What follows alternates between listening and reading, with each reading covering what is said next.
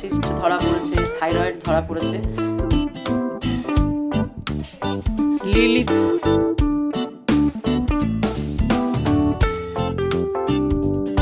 একবার ফুল হয়ে গেছে, আবার দিয়েছে, কিচ্ছু দিইনি, মানে কিছু না, একটু কম্পোস্টও দিইনি। আমি তো অবাক হয়ে যাচ্ছি, একবার ফুল হয়েছে আবারও এত সুন্দর কুড়ি এসেছে। মানে এই ঝুড়িটা বিশেষ করে পুরো ভরে গেছে ওর কুড়ি আর এতে, কী যে ভালো লাগছে এই যে দুটোতে। আর এই সবাই কেমন আছেন? আশা করি খুব ভালো আছেন। শুরু হয়ে গেছে নতুন একটা দিন, ও শুরু করতে চলেছি নতুন একটা ভিডিও দিয়ে।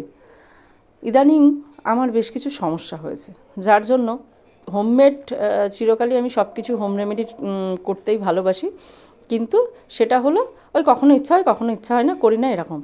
কিন্তু ইদানিং আমার একটু সমস্যা হয়েছে, যার জন্য আমি আজকে একটা হোমমেড বানিয়ে নিয়েছি তেল। আর তেলের শেষে যেটা করব, শ্যাম্পুর মধ্যে একটু চা পাতার লিকার আর সাথে একটু পাতিলেবু দুটোকে মিশিয়ে শ্যাম্পুর সাথে মিশিয়ে মাথায় মাখবো। সেটা তাতে যেটা হচ্ছে, চুলটা না অনেক বেশি সফট হয় এবং জ্বরটা খুব কম হয়, চুলে একটা সিল্কি শাইনি ভাব আসে। আর তেলটা যেটা বানিয়েছি হোম রেমেডি, সেই তেলটার মধ্যে দিয়েছি আমি রোজমেরি লেপ, পেঁয়াজ, জিরে, কালো জিরে, মেথি, পেঁয়াজ আমি খোসা সমেত দিয়েছি, তার মধ্যে একটু ক্যাস্টর অয়েল দিয়েছি, চাইলে ভিটামিন ই ক্যাপসুল দেওয়া যায়, একটুখানি আদার টুকরো দিয়েছি। এবার এগুলো অল্টার করে করে আমি মাঝে মধ্যেই আর কি মাথার মধ্যে দেব।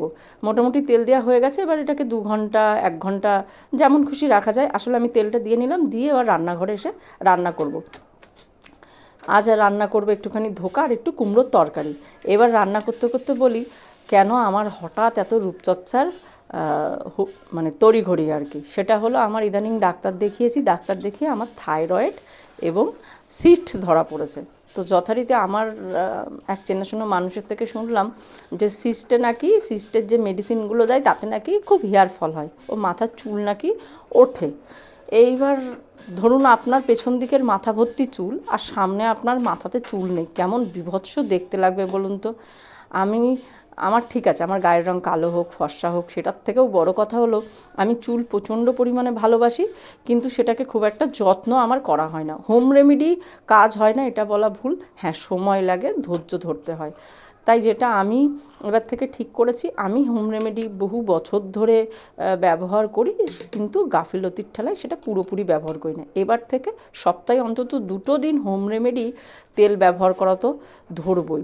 আর যেমন মেডিসিন চলছে সেগুলো তো চলবেই, কিছু করার নেই। সমস্যা যখন হয়েছে সমাধান করতেই হবে, তাই বলে টাক হলে চলবে না। আর মাথা মানে যেহেতু থাইরয়েড ধরা পড়েছে, তো প্রচণ্ড পরিমাণে ইদানিং মাথা ঘুরছিল, গা বমি দেওয়া, মানে সে যে সমস্যা কী হচ্ছিল। এখন যখন আমি ভয়েস করছি, এখন আমি অনেকটাই ভালো আছি, কারণ মেডিসিন চলছে এখন রানিং আমার, যার জন্য আমার রূপচর্চারও তড়িঘড়ি বেড়ে গেছে। তো ওদিকের কুমড়োর তরকারি একটা করে নিয়েছি, এবার বানাবো ধোকা। ধোকাটাকে তো প্রথমেই ছোলার ডাল মটর ডাল আমি সবসময় মিশিয়েই ধোকাটা বানানোর চেষ্টা করি, সেটাকে ভিজিয়ে রেখে দিয়েছিলাম ঘন্টা 2 আগে। তারপরে পেস্ট করে নিয়ে কড়ার মধ্যে কালো জিরে আর ফোড়ন দিয়ে আমি ধোকার পেস্টটা দিয়ে দিয়েছিলাম, তার মধ্যে স্বাদ মতো একটু নুন, হলুদ, কালো জিরে তো আগেই ফোড়নে দিয়েছিলাম, একটুখানি লঙ্কার গুঁড়ো আর একটু হিং দিয়ে ধোকার পেস্টটা বানিয়ে আমি একটা থালার মধ্যে একটু তেল মাখিয়ে রেখে দিয়েছিলাম। যতক্ষণ থালার মধ্যে তেলটা মাখিয়ে রেখে দিয়েছিলাম, সেই পর্যায়ে কিন্তু আমি একটা মশলা বানিয়ে নিয়েছিলাম। তার মধ্যে একটু বাদাম ছিল, চালমগজ ছিল, পোস্ত ছিল, তিল ছিল, সাদা তিল আর লঙ্কা, কাঁচা লঙ্কা দিয়ে একটা পেস্ট বানিয়ে রেখে দিয়েছিলাম। দিয়ে এবার যেটা করছি, ধোকাগুলোকে লো টু মিডিয়াম ফ্লেমে হালকা লালচে করে ভেজে নিয়েছি।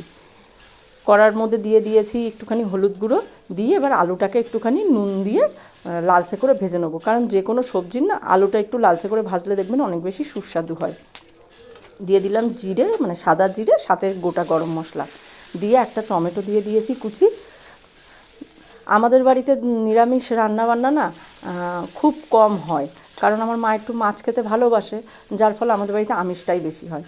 কিন্তু ডাল আমাদের বাড়িতে আনাই থাকে, বেশিরভাগই আমাদের বাড়িতে হয় যেটা, সেটা হয় মুসুরির ডাল হয়। কিন্তু এই যখনই মটর ডাল ভাবি করবো, তখন মনে হয় একটু ধোকা বানিয়ে নিই, তাই আর কি এই ধোকা বানানো। যাই হোক, একটু জিরে গুঁড়ো, ধনে গুঁড়ো, হলুদ, সামান্য একটু লঙ্কার গুঁড়ো দিয়ে মশলাটাকে দিয়ে আলুর সাথে একটু কষিয়ে নিয়েছি। নিয়ে তার মধ্যে যে পেস্টটা করে রেখে দিয়েছিলাম বাদাম চালমগজ দিয়ে, সেই পেস্টটাকে দিয়ে আবারও এটাকে এখন 10 মিনিট মতন খুব ভালোভাবে কষিয়ে নিচ্ছি, কারণ বাদামের না একটা গন্ধ বেরোয়। চালমগজ বা বাদামের, সেটা একটু না কষালে দেখবেন গন্ধটা থেকে যায়। প্রায় 10 মিনিট কষিয়ে নিয়েছিলাম, নিয়ে তারপরে এর মধ্যে দিয়ে দিয়েছি জল। এদিকের ভাত একবার ফুটিয়ে রেখে দিয়েছিলাম। ভাত একবার ফুটিয়ে রাখলে না গ্যাস অনেকটা সাশ্রয় হয়। লাস্টে শুধু একটুখানি 5 মিনিটও লাগে না, ভাতটা ফুটে গেলে এবার নামিয়ে দেবো। এদিকে ধোকা জল দিয়ে আর কি সবজিটার মধ্যে প্রায় 5 মিনিট ফুটিয়ে নিয়েছি। এবার দিয়ে দিচ্ছি একে একে ভেজে রাখা ধোকাগুলো, কারণ ধোকা দিয়ে খুব বেশি তো নাড়া যায় না। ওপর থেকে দিয়ে দিলাম ঘি আর একটু গরম মশলা। আর 5 মিনিট মতন এবার একটুখানি ঢাকনা দিয়ে ফুটিয়ে নেবো, যাতে ধোকার মধ্যে রসটা আর কি ঝোলটা যায়। ব্যাস, এবার নামিয়ে নিলেই রেডি হয়ে গেছে ধোকা। আর এই দিন ধোকা রান্না করেছিলাম কারণ এই দিন ছিল শ্রাবণ মাসের সোমবার। আর এবার জানেন তো, যার জিনিস সে জোগাড় করে নেয়। শিব ঠাকুরের এই যে মালা, এই মালাটা আমরা কেউ কিনে আনিনি। এই মালাটা এক জায়গা থেকে উপহার স্বরূপ বোন পেয়েছে। ভাবুন একবার, আমার মনটা খচখচ করছিল, কারণ এবার আকন্দর ফুল জোগাড় করতে পারিনি। আর মালা আনতে বলবো বোনকে, যদি বোন না আনে হট করে দেখি বোন মালা এবং নীলকণ্ঠ ফুল নিয়ে হাজির। কী অদ্ভুত ব্যাপার না, মন থেকে না কিছু চাইলে ঠাকুর হয়তো সত্যিই দেয়। ওনার জন্য চেয়েছিলাম একটুখানি আকন্দর ফুল, উনি আমাকে গোটা একটা মালা দিয়ে দিল। বোনকে বললাম সেটা পরিয়ে বোন একটু মিষ্টি দিয়ে পুজো